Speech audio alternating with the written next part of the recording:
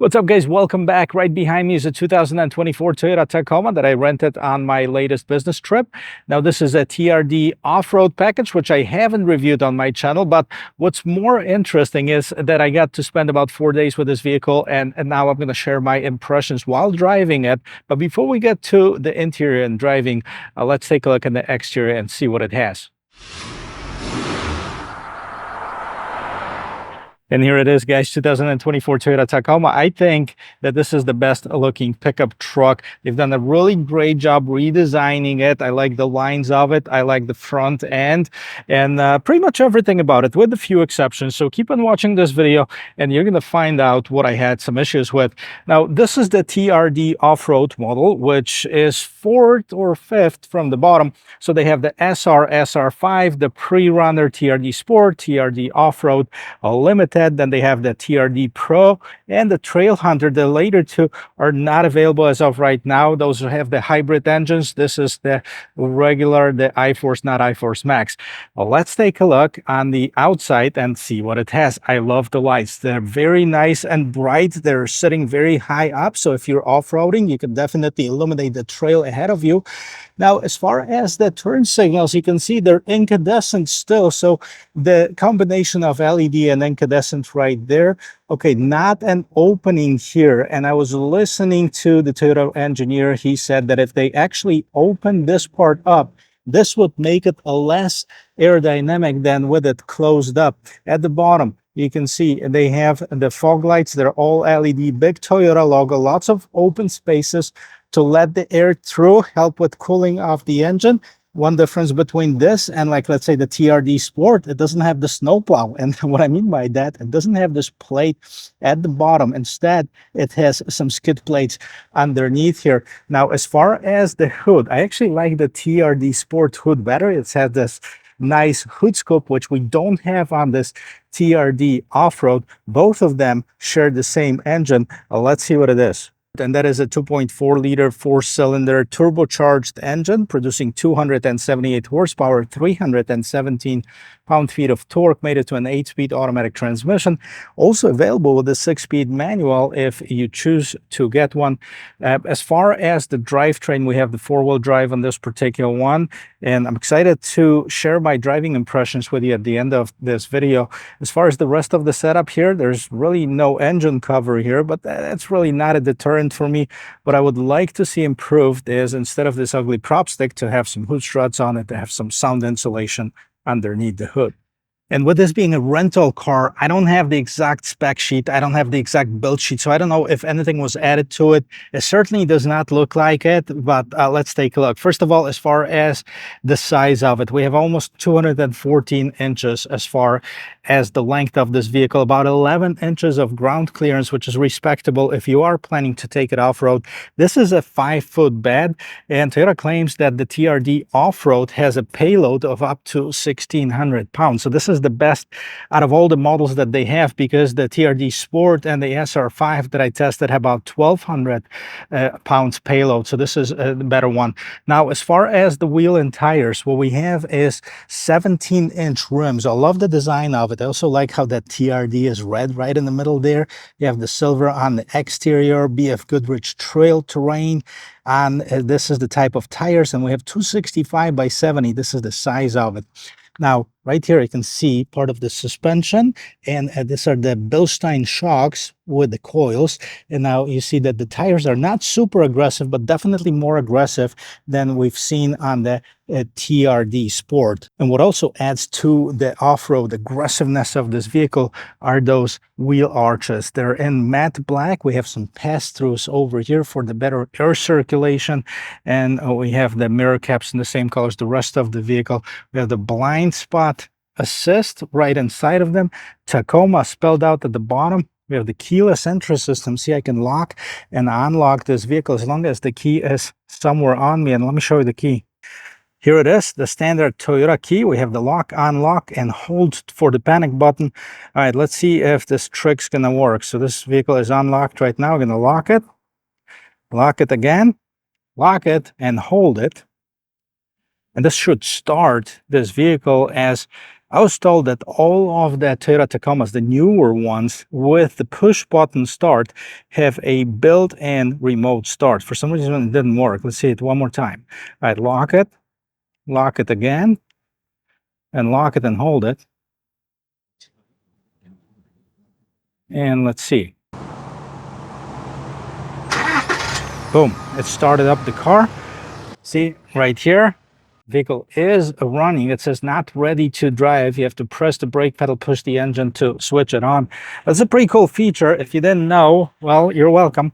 So we have the double cab, 4 doors, of course. We'll get on the interior in just a little bit. But before we look in the bed, let's take a look at something. Okay, so we have the independent suspension in the back. So the shock absorbers over here, the multi-link suspension.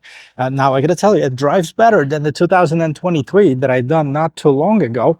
Now let's take a look what we have on the bed. Now on the bed we have the TRD Off Road decal, all LED tail lamps right here. Big gate, right? We have the Tacoma embossed inside of here, Tacoma on the door handle. We have the rear view camera, and then the tow hitch up to 6,500 pounds towing capacity, 4 and 7 pin connector. We also have the bottle openers right here. Oh no, wait, these are just the brackets for something, right? But you can use them as the bottle openers for sure. Big exhaust right here, 4x4. Let it open and let's see what we have. First of all, unlock it. Okay, so soft open gate. We have the Tacoma spelled out on here. Composite bed liner. This is a standard equipment. I'm not sure who left this cover in here, but you also, as a standard equipment, have some LED illumination in the bed itself. Really tall as far as the sidewalls over here, and not as wide, surprisingly, as the Honda Ridgeline between the wheel wells. I think it's missing an inch or so. I'd have to do some measurements on, but it doesn't look as wide. Also would like to see, and probably it's an option, but that's this little window that opens up, this glass, and then we have the third brake light and the shark fin antenna. All right, let's close this bed. This is what we have for cargo. By the way, about 1,600 of payload. So this is the most payload that you get in the Tacoma. The SR5 and the TRD Sport had about 1,200 pounds, so a lot less. I'm going to take a look at the inside. Before we do that, let's take a look at this. This is all hard plastic, guys. I'm going to really have a problem with this. Toyota's charging a lot of money for these trucks. They should be softer materials, better quality one that just feels cheap, plasticky. Okay, you have the TRD trim in this blue. Some people love it, some people hate it.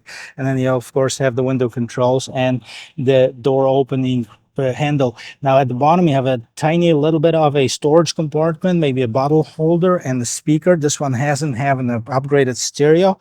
The passenger seat have a seat back pocket. The seats are actually, they're on the tougher side, okay? And the seating position, especially right here in the back, it's pretty straight up, as you can see.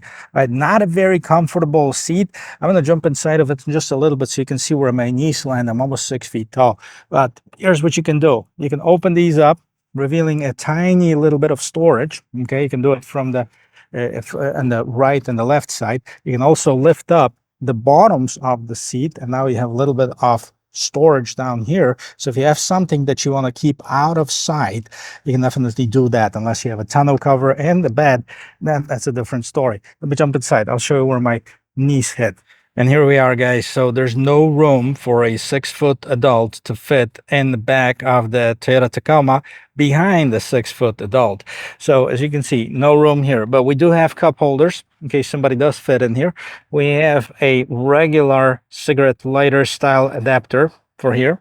And do we have the rear vents? No rear vents. Again, another zonk in here. And that's got something to do with the climate control that I'm not really loving either. And I'm going to tell you about it while in the front. And before we get inside, let's listen to the sound of the closing door. Boom. Okay. Not bad for a pickup truck, but I don't expect a whole lot. Let's see if Toyota made the front door any different than the rear door. Hard plastic, hard plastic, hard plastic.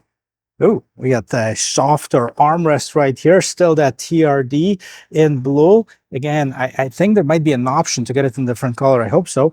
We have a little bit of storage here, a little bit more storage at the bottom, bigger speaker, and the window mirror lock controls right in here. As far as the seats, we have the manual adjustment of the seats, both driver and passenger, with the exception that driver have a two-way lumbar adjustment, and that comes in handy, to be honest with you. I checked that out. As far as the seats, not the most comfortable seats out of the pickup trucks. I gotta tell you, I have a little bit of a problem with this because I was hoping that they made a huge adjustment from the 2023 to 2024. They're still uncomfortable. I hope to see one with leather, maybe soft text, to see if that's any different, but the fabric seats are, you know, not very comfortable at all. So the manual adjustment as far as the lights, the front lights, the angle. So if you have a payload in the back and the lights are shining in the sky, you can adjust that. You also have a dimmer. You have the light controls here for the automatic lights. You have the traction control, and then you can turn on or off the illumination in the bed over here. Let me jump inside. I'll show you the rest of this interior. Here it is. It says not ready to drive. Press the brake pedal and push the TRD button. Everything comes to life. So with the TRD off-road package, we have the fully digital instrument cluster. So I like that. Actually, I like the display of it. It's kind of rugged. And on the right-hand side, you have the speedometer. On the left-hand side, tachometer. And then you can choose different displays of what's displays in them. So let's see. So on the screen, here you go. Screen one. All right. So we have driving support, right? We have the turbo gauge, blank, eco indicator, navigation system, audio, traction monitor, auxiliary gauges, turbo gauge, and then blank. So back again to it. And we can do the same thing, you know, for the in the middle. Here is your settings. You can set it up the way you want it. Message settings, driving support, blank. Okay. Now we can do the same thing on the right-hand side. We have the fuel economy, driving support, navigation, audio, drive info, trip A, trip B, tire pressure. So some customization in here. I actually like that. It looks good. Now we have the pitch and roll displayed inside of here. So that's good for the off-roading. Look at this, guys, 95 degrees outside. No wonder I'm sweating. They say it feels like 110. So I'm thinking that the tires might be being glued to the road right now, melting to it. All right, so you also have the speedometer displayed right there. I have the lights on because I was presenting them to you at the beginning of this video. Turn them off. And then let's move on to the side here. Now, this is the standard size as far as the infotainment system. Okay, before we get to it, you have the TRD engine start stop button. This reminds me of the previous generation, like the RAV4 and stuff like this, with this huge bezel on the side and the tiny little screen. The screen itself, I don't know, what is it, 8 inches, 9 inches? Small, right? But we have the newest Toyota infotainment system. And, you know, we have the wireless Android Auto, Apple CarPlay. We also have the navigation that you can subscribe to. As far as the audio, you can select it, enable audio, and we have the AM, FM, Sirius XM. Here's your telephone. You can connect the telephone to it, vehicle alert, trip information, different settings in here, general settings, etc., accessibility, daytime, keyboard language units. Okay, we're not going to go over to all of that. What I like about it is the Android Auto. It is wireless. Let's see if I can connect my other phone. I'm filming with this one, so I don't want to interrupt it, but let's see. Let's connect the device. I'm going to look for one on the phone, search for devices. Here's Toyota Tacoma. It shows up on my phone. And it's probably going to give me some prompt here to see if the password is the same. There you go. Okay. I'll pair it. And here, now the phone is connected, or it's connecting right now. Start Android Auto. Okay. And voila. So basically, you know, you don't need to subscribe to this cloud-based navigation if you don't want to. You can use your Apple phone. You can use your Android Auto. Right now, we can see if we can retry it. But I've been driving with it, connecting my personal phone to it, and it's been working fine. So I don't see why this is giving me problems now.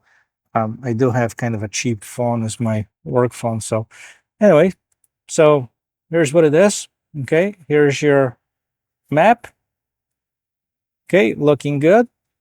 And you can also go back to your Toyota infotainment system. Some customization in here. Again, it is much better than it was before. I think it still needs a little bit of work, and I kind of wish that on the higher trim levels they would give you that navigation for free. Okay, Tacoma on the side. Okay, that's spelled out. I'm not sure if I'm liking this blue. I like it as an accent, but this one might be just a little bit too much. A little bit of shelf at the bottom. This is hard plastic as far as the dashboard. We don't have this JBL speakers that I've had on and the models that I've tested before, so this would be a nice feature to have. Big vents, nice and cold as far as the AC. That's a good part. The bad part, it is a single zone climate control. So in this stage, I think that they should give us at least dual zone climate control. There's not much in the back, but dual zone would be nice. We have the automatic climate control though. Here's the shortcuts for some of the different modes in here. And here's, we don't have the wireless charging in here, but this is a nice stand for your phone if you want to put it out here. We also have the 52.2 watts as far as the charging and 45-watt charging. So really nice and strong charging points here. We also have the regular cigarette lighter style adapter. You'd have the TRD right on the gear shifter, and the regular gear shifter of this vehicle is 4x4. Okay, so you have the rear diff lock right in the middle here. No other options are included in this. And we have the electronic parking brake, brake hold, and we can select from 3 different options as far as your 4-wheel drive system. So we have the 4 low, 4 high, and the 2 high, which is in right now. If you want to switch it, you press this button at the bottom, switch it to 4 high. Now we also have the different modes. Okay, and let's check this out here. So we have the sport, normal, and eco. Those are your base driving modes. And this is it. This is as far as the interior. Let's take it on the road, and I'll share with you some of the driving impressions from the last few days. As far as the brand new Tacoma, they're available in several different trim levels. The base one starting at $31,500 is the SR. That's basically a Toyota Tacoma work truck. Then we have the SR5 starting at $36,200, Pre-Runner at $38,100, TRD Sport $39,400, and TRD Off Road $41,800. Now we also have the TRD Sport iForce Max. That's where the TRD iForce Max basically starts off. They're not available as of now, but that starts at $46,300. TRD Off-Road iForce Max at $46,600. They would be an interesting one to check out with the more powerful engine.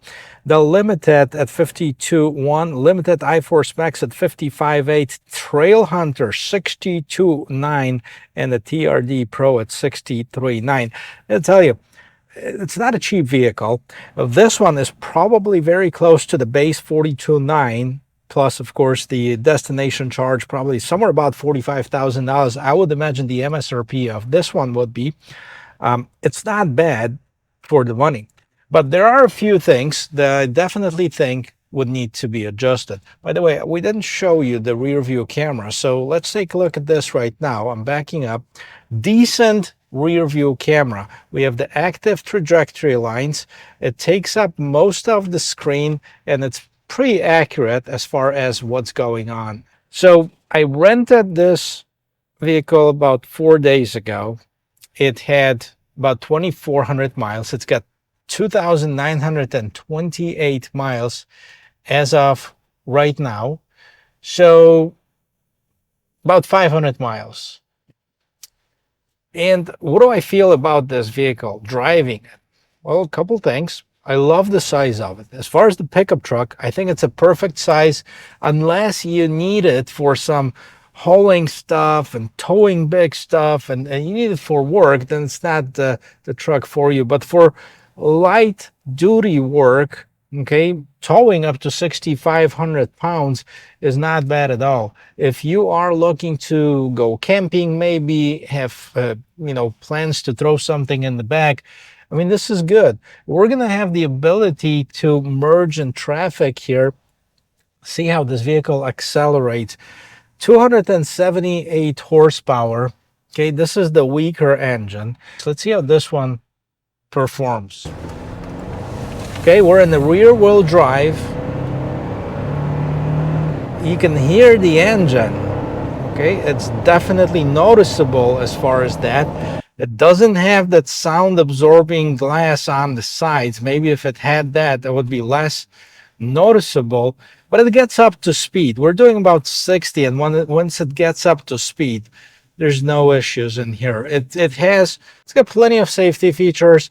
It's got some convenience features, which, you know, should make life easier for a lot of people, right? One of those is the adaptive cruise control, which is, you know, a great idea, right? You set up the speed, you hit set, right? And now we have cruise control. So I'm following the vehicle in front of me.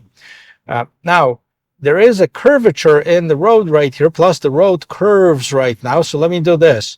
I'm going to let go of the steering wheel, and look at this. The steering does the steering for me, okay?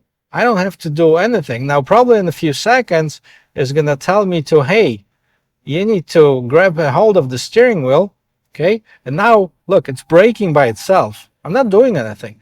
This vehicle will stop by itself following the vehicle in front of you, which is, again, a great feature. However, sometimes this is way too sensitive for my taste. Fortunately, you can turn it off. You don't have to use it if you don't like to. But this would be one of the little things that would, you know, drive me crazy.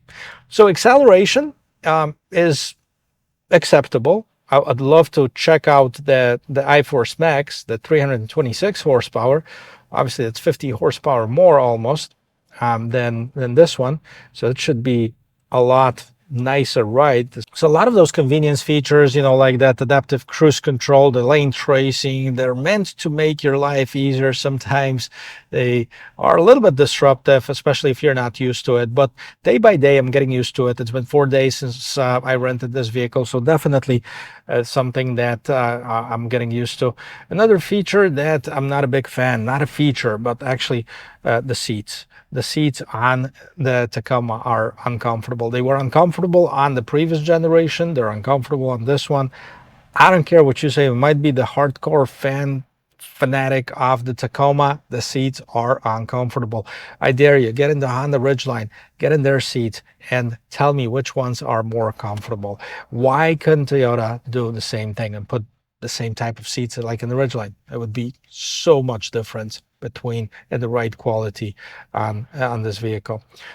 The acceleration, decent, visibility good, size good, interior features, okay? I know there's a lot of stuff that's available on this vehicle, okay? A lot of stuff that's not standard. The 14-inch screen, I loved it on the other ones, but this is not bad. To be honest with you, with the Android Auto, I mean, it's responsive. I guess this would be enough, although I'd like to have the 14-inch screen. It'd be interesting to see if the highest trim levels have the dual zone climate control. I mean, that is a disappointment. A lot of people buy vehicles not only for themselves, but they have passengers and they operate on different temperatures. Good example is me and my wife. I'll set mine for 65. She'll set hers for 72. And, you know, that works.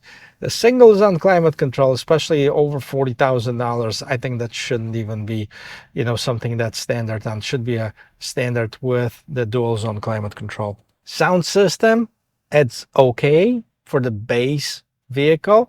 I gotta tell you, it can be a little bit of echoey, especially with all this plastic around. But then again, I'm not an audiophile. I'm not very picky as far as the audio system, and if I can hear that, that means that there's an opportunity for an upgrade here as well. So as far as the gas mileage, guys, we have 18 in the city, 23 in the expressway, 21 is the combined number. Not much better than the previous generation V6, and actually slightly behind the Honda Ridgeline, which, you know, is a different type of pickup truck. But that has about 23 miles per gallon. Now, whether this one is better or Ridgeline is better, I'm going to leave it up to you. I got to tell you, though, one thing. I love the Ridgeline drive quality on the road. And you know, I've seen some videos on YouTube that it's also very capable off the road.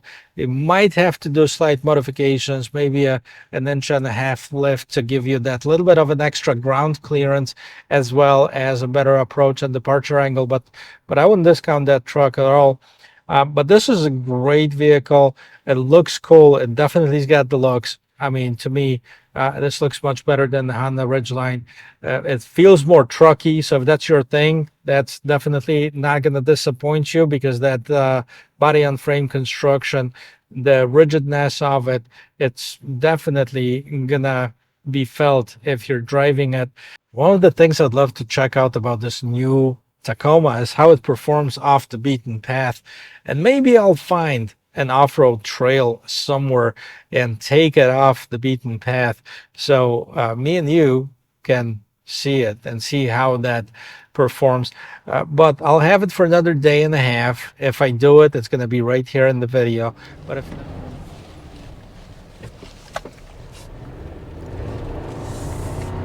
yeah, a pretty good pickup here.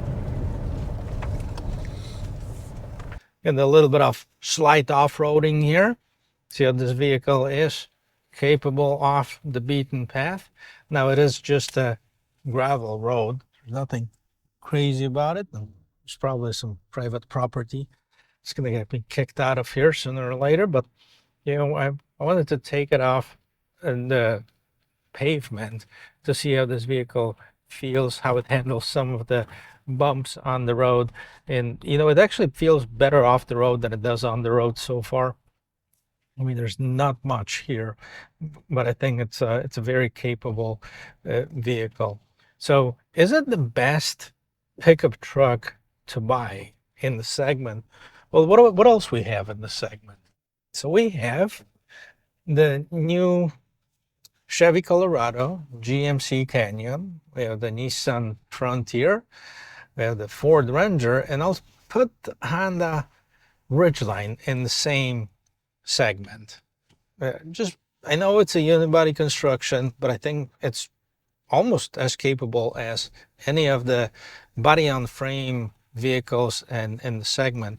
And it also has a very good cargo payload capacity of 1500 standard, no matter which trim you choose. So with maybe slight modification, it can be just as capable as any of the other vehicles off the road as well. But it's not only off the road, it's also on the road performance. And I think that's where Ridgeline really shines, you know, being the unibody construction. The on the road manners are probably the best out of them all. I think Toyota still has some work to do. There's a deer. Probably going to be another one here somewhere. Hopefully we're not going to hit one. Here's a snake. My goodness. What else are we going to find here? It feels good on this gravel too, really does. I don't really know, guys, where this road goes, and I don't know if it's not a private property. Hopefully there's no hunting going on and we're here, so I'll get shot or something. But it handles well off the beaten path, that's for sure. And I think Toyota's got great bones, but is it the best in the segment? Well, if they did some changes to this vehicle, and I'm talking about the plasticky feel of it, the better seats to zone climate control at least, and the better sound insulation, it definitely would be. And I would probably opt in for the iForce Max engine because it's more powerful. And I tested that on the brand new Toyota Land Cruiser, and I really like that engine. And I'm thinking with the combination, the power to weight ratio, that'd be great. Let me know what you think about it. Let me know if you like that Tacoma, if you don't like it, and why. I know the previous generation had almost some cult-like following, and a lot of people loved it. A lot of people weren't happy that Toyota went with a 4-cylinder engine. Let me know what you think about it. I'd love to hear your comments, guys. Oh, here's a little bit of a off-roadier trail here. Maybe it's a little bit more challenging than what we've seen so far. We're still on the fairly flat land, but what I'm going to do is I'm going to actually flip it off to the 4-wheel drive mode and see if that's gonna make it a difference. And if I get stuck here, then there's no cell phone service, so kind of be out of luck. Okay, good camera. I like the camera over here. All right, we're going over some of that uneven terrain. Yes. So it can definitely handle itself. There's no question about it. And let's put it back in the two-wheel drive. But anyways, guys, thank you very much for watching. If you enjoy videos like this, help me grow the channel. Hit that subscribe button. Give me a like. I'll see you in my next video. Cheers.